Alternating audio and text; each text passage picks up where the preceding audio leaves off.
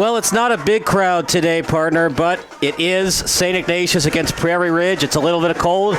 We're up in the press box today, up in Crystal Lake, Illinois. And for Prairie Ridge, partner, it's the Tyler Vassy show. He's dominated every state playoff and regular season rushing record, and he's also a quarterback as well.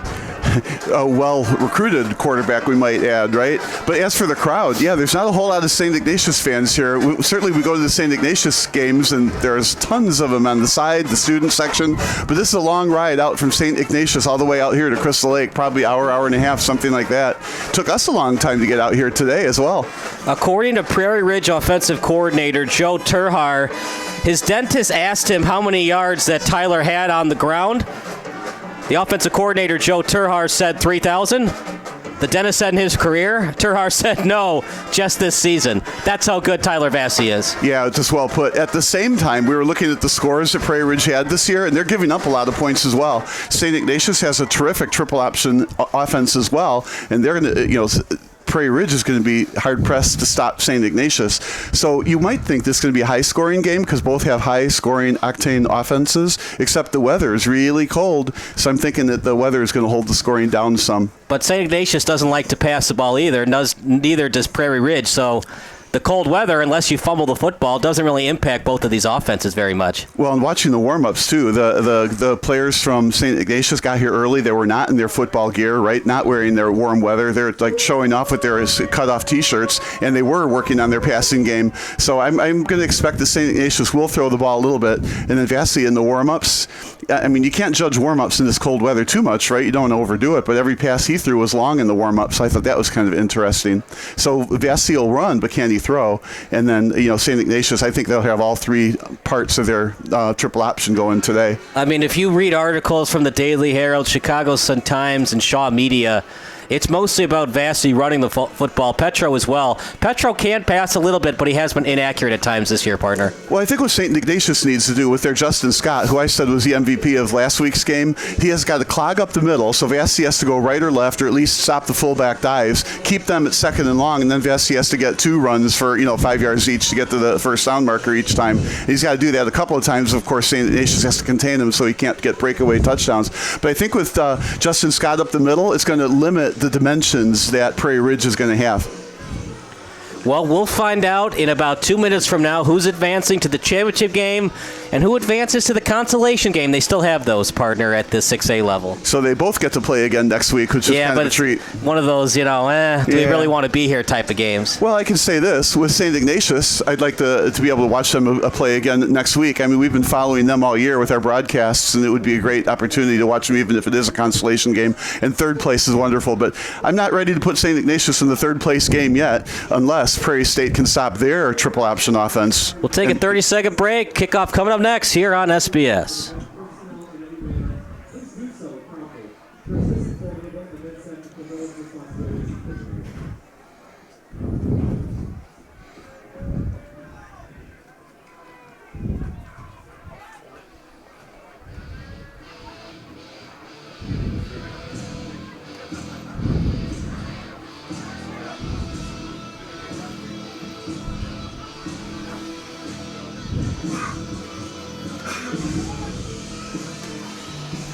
Back to the action here at SBS, a broadcasting network for everyone, as St. Ignatius taking on Prairie Ridge. St. Ignatius will kick as Prairie Ridge looking to get to the state championship game, waiting to see who's deep for the Wolves. The Wolves, of course, in the maroon, and St. Ignatius in the white. Bestry will kick, which is surprising because usually it's Henry Helms. It's a squib kick, and the ball dies right around the 30-yard line. Yeah, I wouldn't have done that. Picked up by Prairie Ridge. Picked up by Prairie Ridge. It's Tyler Vassy as he runs into contact near the 40-yard line. So not only is the quarterback good at running the ball, partner, on special teams, he delivers a play on its own. Yeah, having not watched Prairie Stone and the Prairie Ridge in the past, I didn't expect him to be on the kickoff team, frankly. But what an electrifying runner if he can get the ball. I certainly wouldn't have squib kicked it. I would have kicked it deep, preferably away from him. But now here's our first chance to see him live.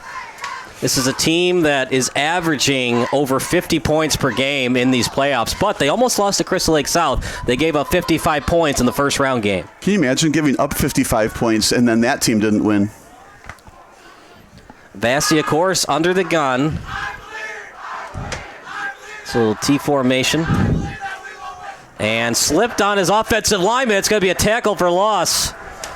Partner, a little bit of lack of communication between the left tackle and the quarterback. Henrik Nystrom runs into Vassy accidentally there. Yeah, well, I'm also intrigued. They had all 11 people about 5 yards from the center, so it doesn't look like they're putting anybody out wide. So all 11 people for St. Ignatius can stay up there too. But that's, those jet sweeps can be dangerous on the outside. Doesn't necessarily have to be Vassy running those. Here again, tight formation. Both teams run the triple option. Tyler Vassy under center again. He's had games of 8 touchdown runs, 7 touchdown runs. Fakes the handoff. Vassy in the open field, and he breaks through tackles close to the first down marker. 3rd and short coming up. As Declan Boyle delivered a hit to the tailback in Nathan Greetham, who plays a little fullback on this team as well.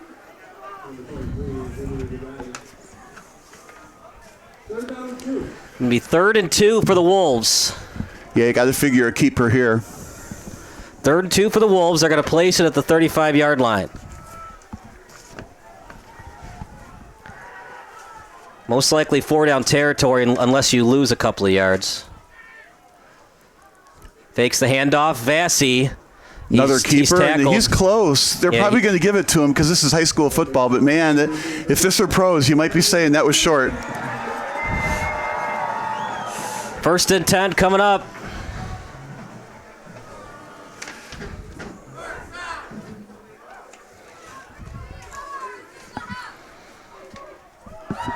Clock continues to run at 10:19.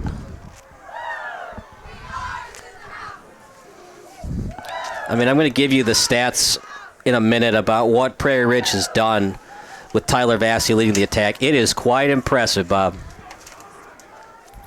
Well, they've been in this position before for many years with and without this player, so it's not just a one-player team. Up the middle, short gain. Again, another good stop. But can they do it for 4 downs? Because, like I said, unless it's 4th and 5 or more, partner, they're going to go for it every time, especially now that they're inside the 30. Oh, yeah. You're not going to see any field goals in this weather, I wouldn't think. I mean, maybe a game-winning kick at the end of the game if the other team forgot to kick an extra point or something. But, yeah, it's going to be all touchdowns, I would project at least. They have dominated most of their opponents except for the first-round game, and they were undefeated until week 4. Vassy, quarterback sneak, good gain. 3rd and manageable coming up. On the tackle is Rugai. Actually, no, that was not Rugai. And 3rd and short coming up. But St. Ignatius is going a first down? No, wow. That is surprising, partner. It looked like he was short. Bad spot, and it's a break for Prairie Ridge. Well, maybe it's the angle we're at, but I thought he was like 4 yards short. Anyway, good run. It might have also been the chain game had the wrong, original maybe that spot. Was it. But he ran that off tackle on the fake. Vassy off again. Tackle left. Over to the left and a short gain. Partner, you got to be impressed by Vassy's speed. He's doing his best to get away from Justin Scott as fast as possible. Well, the question there is how many tackles has Justin Scott had already? He's certainly clogging up the middle. It's going to force Vassy to have to go wider than Vassy is expecting. On the other hand, every time they're gaining 3 or 4 yards, they're getting first downs. So Prairie Ridge is doing a good job. They haven't lost the ball yet. They keep making first downs. Oh, crap. Damn it. 2nd and 7. Apologize for the muted mic. We do have it recorded in 1080p. Up the middle.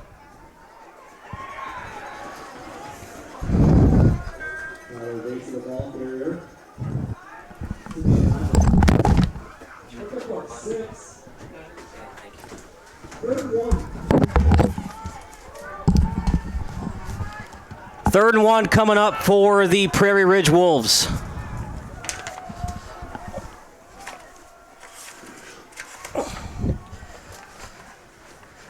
Partner, you're going to have to consider blitzing because it's not working right now with their normal defensive sets. Well, I'm not so sure it isn't working, but it is 3rd and 2. Vassy again, first down and more.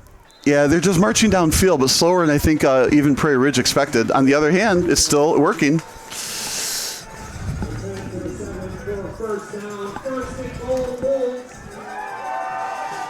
So first and goal. First and goal, ball at the 7.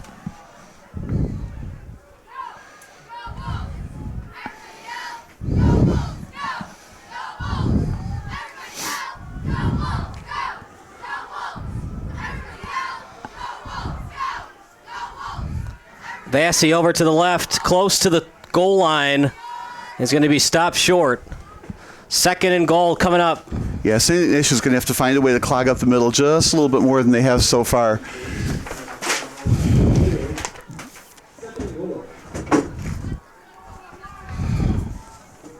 Second and goal, ball at the 4.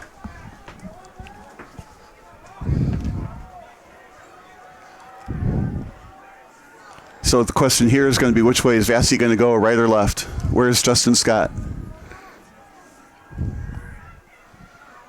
One in the backfield. T formation again. Handoff. And close, but it was a great tackle right at the line of scrimmage. It was delivered that time by Declan Boyle. Sure was. That was a great tackle. Going off tackle to the right. They finally handed off, and St. Ignatius was ready for it. Third and goal, ball at the 2. Unless it's like a shotgun sack, he's going to go for it. And most likely going to score here, partner. I've not seen enough from St. Ignatius to feel like they're going to stop him on third and goal. Yeah, I think they're going to be ahead by a score after this next play, maybe 2 plays. But St. Ignatius is dialing in this defense. Vassy again to the right. Great tackle. He dives. Sure. Ball loose. Oh, my. St. Ignatius picks it up with room down the field. Stiff arm action. Rugai with the fumble pickup. First and 10 for the Wolfpack. And of all the people to pick up the ball, it's Rugai. You're thinking if anybody can score 80, 99 yards across the other end, it would have been Rugai. Partner, was the knee down? I thought the knee was down. Looked like a break for St. Ignatius. It sure looked like it could have been. It's hard to tell. We could sure use a replay, but he looked like could have been down. So St. Ignatius has the possession. And what a break for St. Ignatius. They're going to try to manage these possessions well, partner.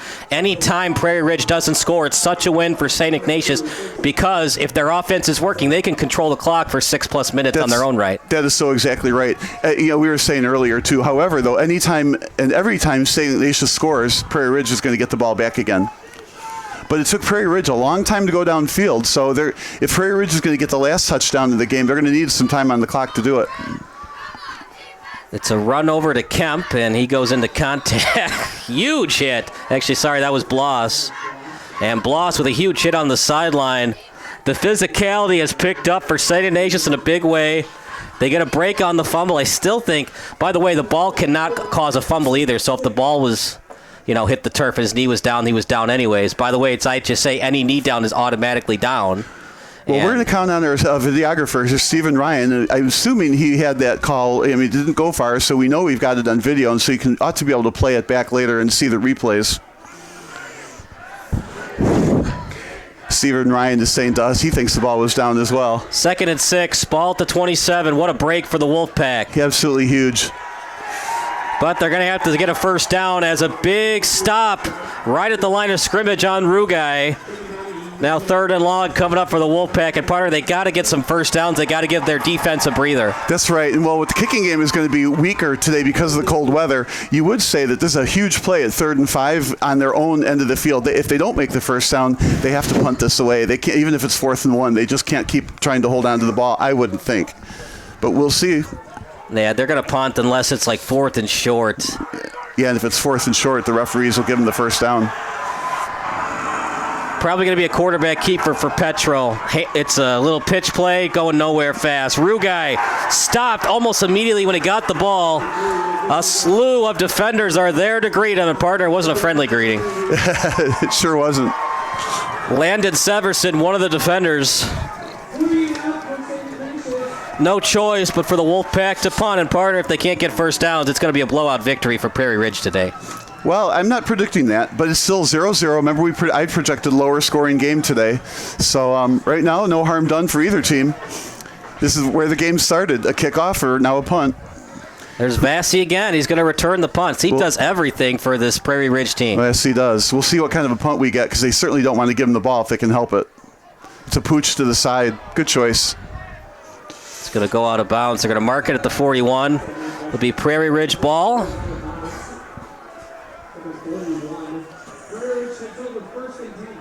And they have to go 59 yards to the end zone.